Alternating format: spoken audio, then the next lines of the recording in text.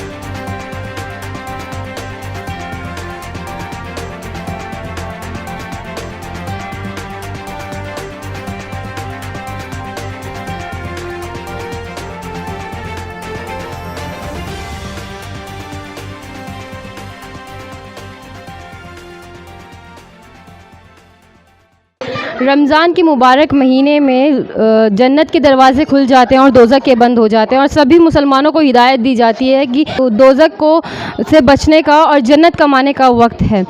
तो उसी सिलसिले में रमज़ान के इस अच्छे महीने में, मुबारक महीने में, हम इमरान अंसारी जी के घर पहुँचे हैं, उनके दस्तरखान पे पहुँचे हैं। आज हमारे यहाँ पे इफ़्तार की दावत है, तो उनसे जानते हैं कि क्या क्या इम्पॉर्टेंस है रमज़ान के महीने की और क्या क्या तैयारियां उन्होंने की हुई हैं अपनी फैमिलीज़ के साथ, अपने क्या क्या प्रिकॉशंस उन्होंने ले रखी कोविड के चलते हुए।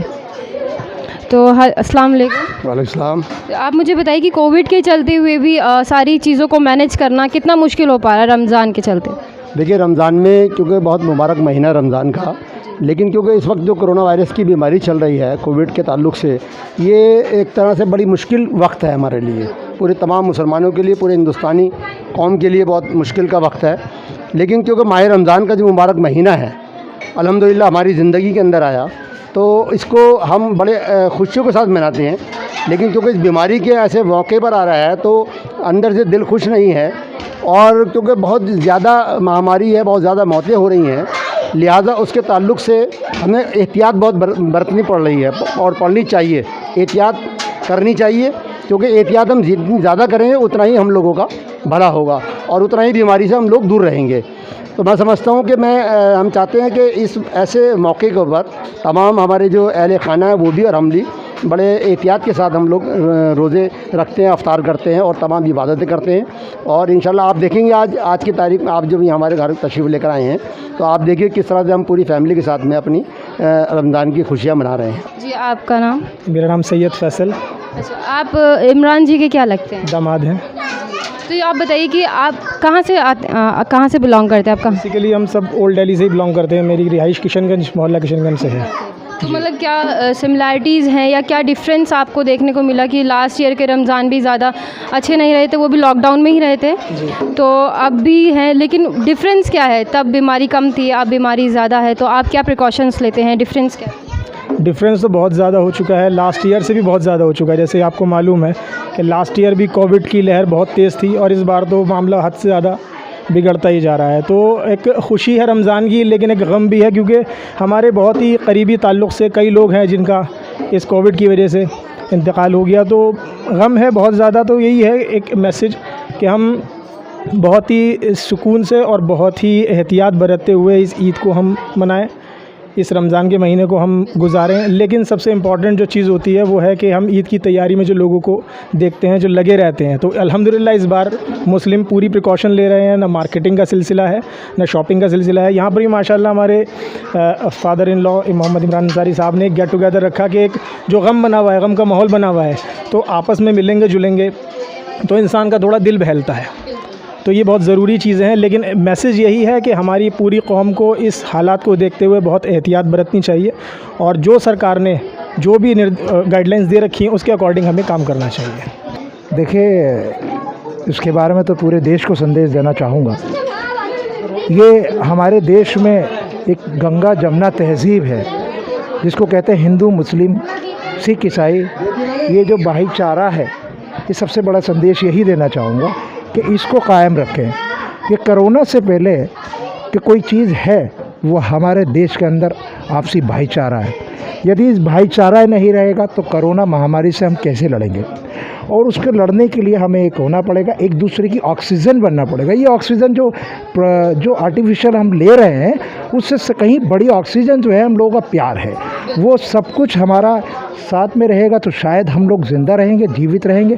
आने वाले समय में हमें एक रहना होगा और यही संदेश देश को देना चाहूँगा कि आने वाले समय में हम एक दूसरे के साथ रहें। और थर्ड वेव जो आनी है उसका हम ये नहीं कि वेट करें, उसको आने से पहले डिस्ट्रॉय करें।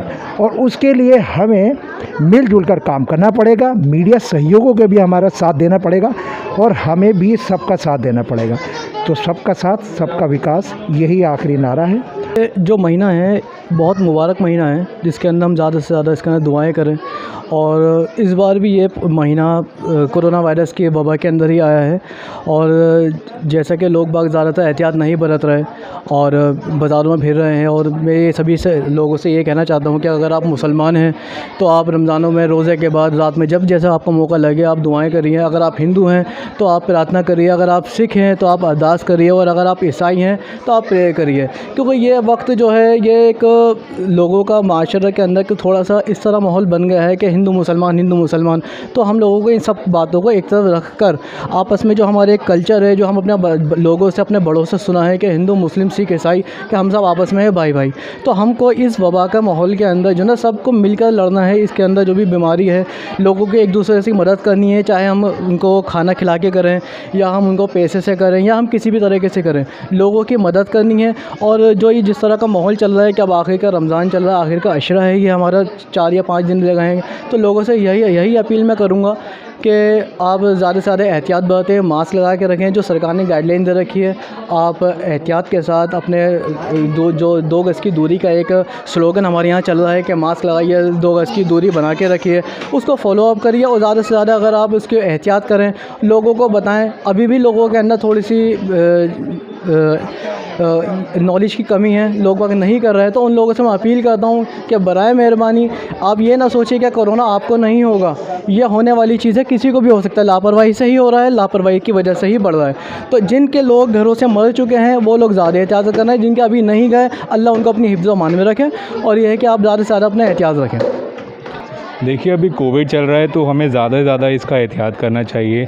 जहाँ तक रही कि अभी रमज़ान चल रहा है और हमें मार्केट जाना भी बहुत ज़रूरी है, क्योंकि रोज़मर्रा की चीज़ें भी लानी बहुत ज़रूरी हैं।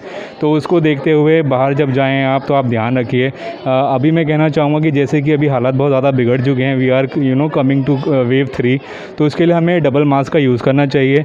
जब भी आप घर में वापस एंटर करें तो आप पहले सैनिटाइज़ करें अपने आप को और मेक श्योर कि आप अच्छे से पूरी तरीके से हैंड वॉश करें, तो that would be very good. And apart from this मैं ये कहना चाहूँगा कि देखिए आपके साथ आपके फैमिली की और मेम्बर्स भी जुड़े होते हैं।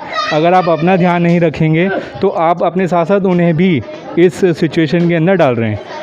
तो बस यही, और मैं लोगों से बोलना चाहूँगा कि अभी ईद भी नज़दीक है, ईद भी करीब है, तो आजकल थोड़ा बहुत हमें देखने को मिल रहा है कि रश हो रहा है मार्केट में, है ना। लोग ध्यान रख रहे हैं बट स्टिल कुछ लोग हैं जो थोड़ा रश मार्केट में कर रहे हैं। बस हमें इसी मौके पर हमें इसी चीज़ों का ध्यान रखना है ताकि ये चीज़ आगे ना हो और हमें एकजुट मिल के रहना है। भाई मैं इसमें क्या बोल सकता हूँ सिवाय इसके कि माह रमज़ान के एहतराम करते हुए साथ साथ जो गवर्नमेंट की गाइडलाइंस हैं उन पर भी अमल करते रहें और कोविड प्रोटोकॉल को फॉलो करें, ताकि कोई भी ऐसा महसूस ना हो कि ये भीड़ भड़का लगा के जो है ये कोविड को फैलने का ज़रिया बन रहे हैं। जिन लोगों की ज़कात बनती है वो अगर अपनी ख़रीदारी को कुछ कम करके उनकी मदद करी जाए तो वो ज़्यादा बेहतर है। हम लोगों की मस्जिदें बंद हैं और हम लोग ख़रीदारी करके नए नए कपड़े पहने, तो ये बात मुनासिब नहीं है। उसका यही है कि जो जितने ज़्यादा से ज़्यादा हो सके गरीबों की मदद करी जाए, वो ज़्यादा अच्छा रहेगा। हमारा यही कहना है कि कोई भी लेडीज़ अपने घर से ना निकले, क्योंकि कोरोना है, डर के रहना चाहिए। शॉपिंग ज़िंदगी रहेगी तो अगले साल कर लेंगे, उसके बाद कर लेंगे, ऐसा कुछ नहीं है कि आज अल्हम्दुलिल्लाह सबके घरों के अंदर इतने कपड़े इकट्ठे हुए में हैं कि कपड़े लाने ज़रूरी हैं। बाज़ार से बचें। मैं सबसे यही गुजारिश करता हूँ कि कोविड है, बहुत ख़तरनाक मामला है। लोगों के जिनके मर गए हैं, जिनके बीमार हैं, उनके दिल से पूछा जाए। लिहाजा सब लेडीज़ों से मेरी गुजारिश है कि वो बाज़ार ना जाएँ। बस में क्या प्रोग्रेशन लेना है, जाना तो मजबूरी है और जाना भी पड़ेगा, लेकिन ये है कि बाहर से कोई भी चीज़ आप लाएं उसको घर आके सैनिटाइज़ करें और हाथ धोएं, और बस जाना तो पड़ेगा ही बाहर, ये तो मजबूरी है, लेकिन ये है कि बाहर से जो सामान लाएं उसको सैनिटाइज़ करें और फिर यूज़ करें। उनको मैसेज देना तो यही है कि इस टाइम पर माहौल डिफरेंट है। इस माहौल को देखते हुए और जो कोविड का इस टाइम ही चल रहा है, इसमें एक्स्ट्रा प्रिकॉशंस की ज़रूरत है, ना कि इतना ही मार्केट में, खुली मार्केटों में जो है भीड़ लगाना, इकट्ठे होना। जितना हो सके जो है घर पर ही रहें और बाहर ना निकले, और जो कोविड का प्रोटोकॉल है उसको पूरा फॉलो करते हुए, अगर किसी को जाना भी है, ज़रूरी है कुछ, तो प्रोटोकॉल के हिसाब से जाएं, डिस्टेंस मेंटेन रखें, मास्क पहने रहें, तो ये सारी चीज़ें ज़रूरी हैं। शुक्रिया।